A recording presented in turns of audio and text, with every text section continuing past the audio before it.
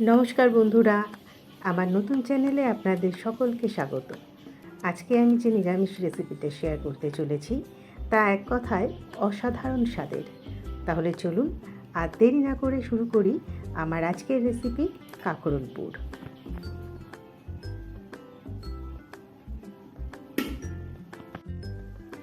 নিয়েছি 4টে কাঁকরোল,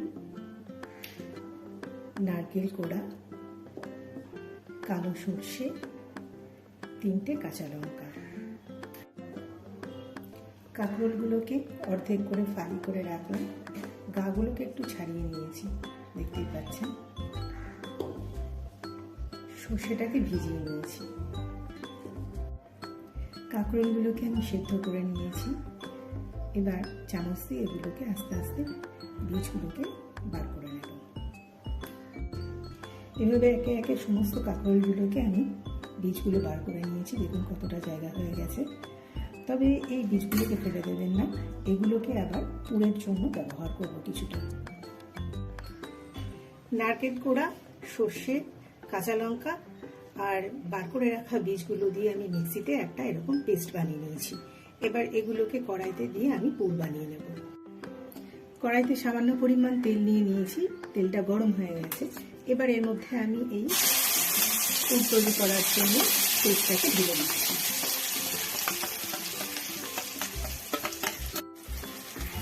এবার এটাকে ভালো করে নাড়িয়ে নিচ্ছি।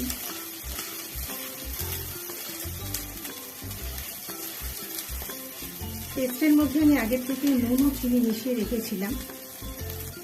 প্রয়োজন মতো আপনারা একটু নুন দিয়ে নিতে পারেন। আমি আর একটু সামান্য নুন মেশাবো। আমি এখানে সামান্য পরিমাণ নুন নিয়ে নিলাম।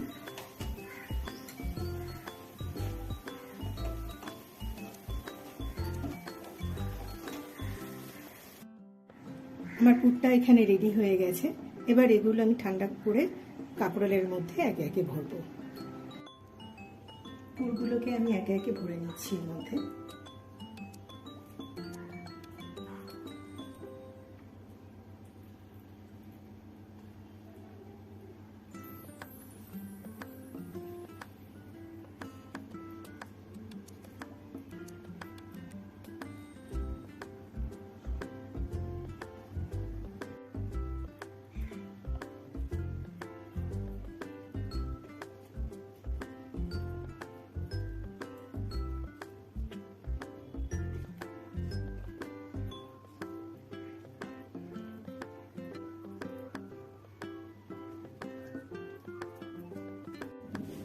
সমস্ত কাঁকরোলগুলোতে আমার পুর ভরা রেডি হয়ে গেছে।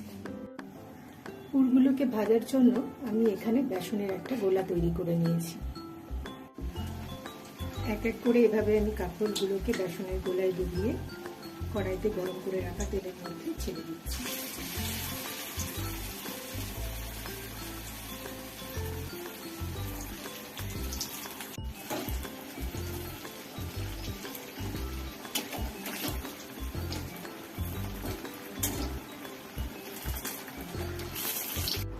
আমার কাঁকরোল পুরগুলো রেডি হয়ে গেছে।